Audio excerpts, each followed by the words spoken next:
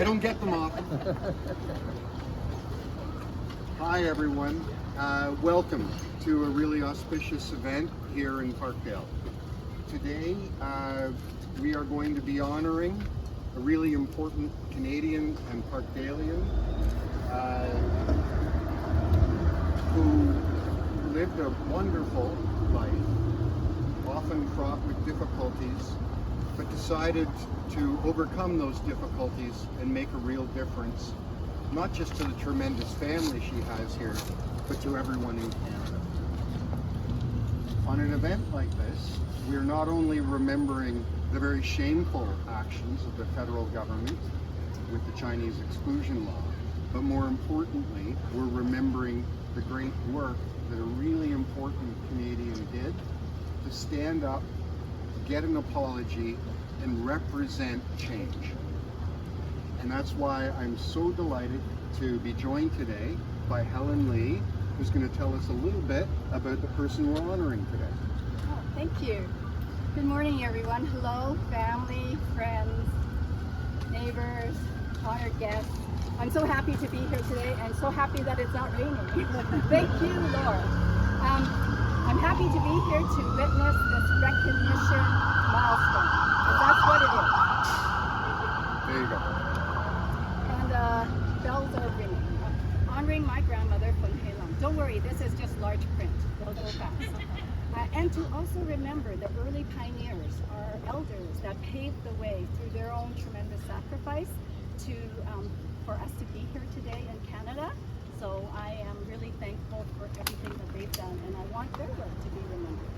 I'm Helen Lee, granddaughter of Foon Helen. My grandmother became a Chinese-Canadian activist in her mid-70s. So it's never too late to become an activist, you guys, and never too young. Her life, she lived 111 years. That's a long time, right? And it reflected the struggles and resilience of generations of Chinese Canadians that helped build Canada, helped join Canada, and I'm so happy that we have this ceremony.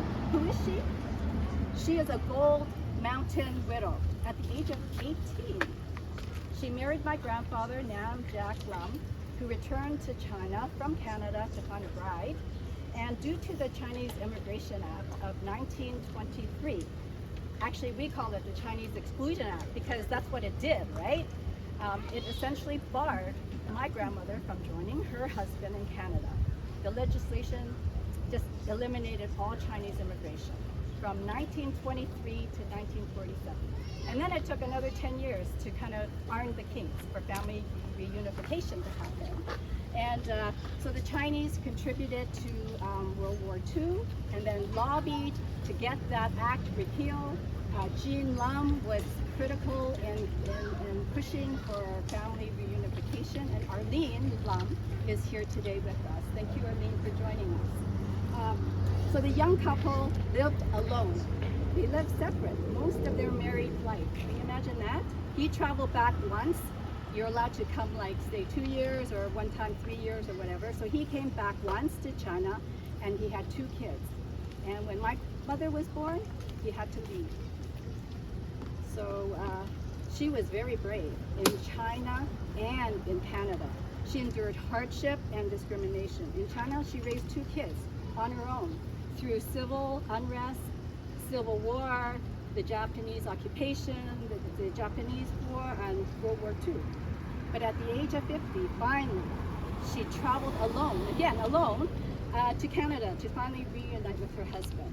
Imagine seeing your spouse at 50 or 55, when the last time you saw them was like over 2 decades ago, right? So grandfather met her at the airport, I think it was at the airport, and he had a new winter coat. How did he know her size? Like he hasn't seen her for over 20 years. Like, how did he know her size? Anyways, love found a way. Love found a way. He got it right through letters and parcels throughout those decades. Across an ocean, they kept in touch because she was educated. So education is so important, you know, for people.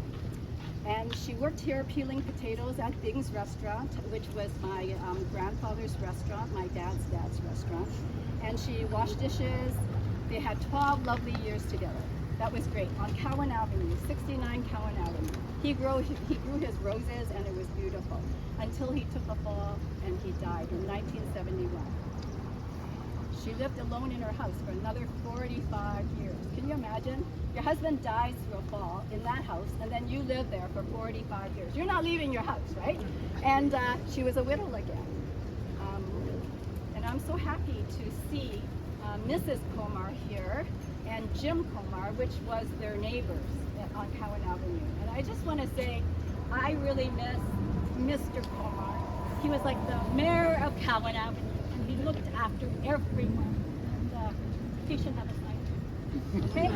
Right on. Yeah. Grandmother found grandfather's head tax certificate after he died, and this certificate proved that he paid $500 in 1921. Can you imagine $500 in 1921? That's a lot of money. That could buy 2 houses, right? And that head tax only targeted Chinese. So they collected 23 million from 1885 to 1921. So in her mid-70s now, she found her advocacy voice. She joined the Chinese-Canadian National Council redress campaign seeking a parliamentary apology for the legislative racism that was suffered under the head tax and the Exclusion Act. She was not afraid. That was the good thing about grandmother. She was never afraid or embarrassed to talk about racism, about justice, and that was suffered by the Chinese. And in that way, she was a trailblazer, right? She wanted to break the silence. And she inspired other seniors to find their voices as well. And my mother, Har Yingli, she joined the CCNC and later became the co-chair of the Ontario Coalition of Health Taxpayers and Families. And for her community work, she was awarded the Queen's Diamond Jubilee Medal in 2012 for her community activism. And then I joined the board as well during the redress campaign because it was over 20 years. It was like 22 years, right? So everybody joined. And that's how I met my husband, Stephen Lee. He's over there. He did the French interview this morning. So at the age of 98, finally at 98, she was able to hear the parliamentary apology in the House of Commons. And with her, I was with her, my husband and my son, who was 6 years old, my mother and my dad. So there were 4 generations of lungs there, and we heard it in our dialect, which was the best thing ever. My son, my husband recalls my son, who was 6 at the time, singing the national anthem in both official languages. And I recall that my son, after he got back to school, because he missed some school, he had to do show and tell about the parliamentary apology. And I said, I think that should be done everywhere, right? Starting in grade 1, anyway. So it was bittersweet because only a fraction of the head taxpayers and their spouses survived that long, over the 22 years or so, to be able to hear that apology. So it was bittersweet because 4,000 signed up, but only a handful were alive after this campaign. So last month was the 20th anniversary of the parliamentary apology. 20 years has gone by, and grandmother is gone. She died of COVID-19 in a terrible nursing home outbreak in Wave 1, Darcy Lodge, Home for the Aged, April the 20th, 2020. She died alone, again alone, as the provincial government implemented a lockdown March the 13th, 2020. This day will ever etched in my mind, March 13th, 2020, because that was the day they locked down all the nursing homes. No families could get in to see their loved ones, and these residents died alone. The staff went down to 20%. They were just looking for water, hot water, right? Hydration. Anyway, this day was a day I'll never forget. But I knew she would be brave. I knew she would be courageous. I knew that she was okay. And she gave her star power one last time to highlight the plight of seniors in long-term care during COVID. So this laneway is very special to me and to our family and to the whole Chinese community. I hope the people that pass by will look up her life, who is this Foon Lam, and be encouraged to be as resilient in the face of adversity as she was, but also be kind and full of grace, because that was one thing I remember about my grandmother. She had never a harsh word to say to anyone. I'm still working on that. So thank you very much.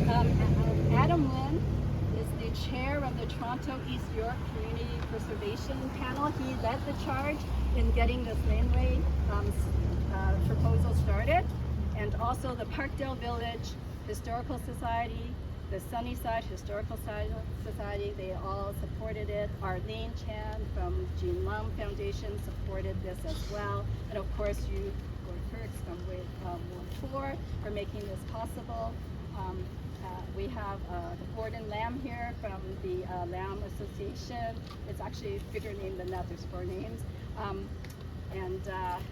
If you want to learn more about my grandmother, we did a documentary film. That was another legacy project I did for my grandmother, a documentary, and it's an award-winning one. We got awards, and the most recent was the Canadian Screening Award for photography in a documentary, just last May, I think. Yeah, so that's pretty cool.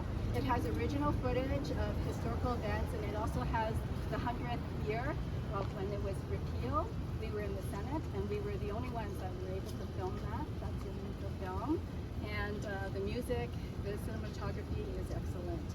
And it's about 2 kick-ass, 2 granddaughters actually, that talked about their kick-ass grandmothers. Well, we're kick-ass too.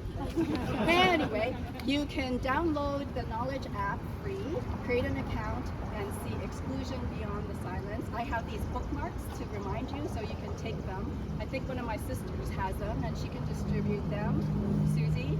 And please join us for refreshments at the United Church, just a block away. That's a church that I used to go to when I was little. That's a church that Mrs. Pomar has been attending for almost 60 years, and she does all the coffee there. So the coffee is going to be great, people. And there's refreshments, and please join us for that. And it's accessible. So thank you, everyone, for attending. Okay, now the exciting part. I need some kick-ass great-grandchildren. They came from the States. These are my all the way from the United grandmother's, States. Oh, my wow. grandmother's grandson, Lawrence, Dr. Lawrence Lam, his wife Nikki, and his 3 children. They came from St. Louis, right? Farmington. Senior moment there. Senior moment there. So, you want to celebrate your great-grandma? Okay, take a tassel. And I want you guys to chant 1, 2, 3. 1, 2, 3. There you go. Thank you so much. Okay, this has been a beautiful moment for all of us in Parkdale. One thing about Parkdale as I love is all its little in-between places. We walk through lanes, we have little parkettes. These are the quiet spaces that we share as Parkdalians. And I think Foon Lam is one of those people who found a path through the quiet spaces to make a big noise. So I think this is a perfect Parkdale moment, and I invite you all to stay around, share stories, and then join the family at the church. Thank you all for being here, and thank you for making this very special place in Parkdale a day to remember.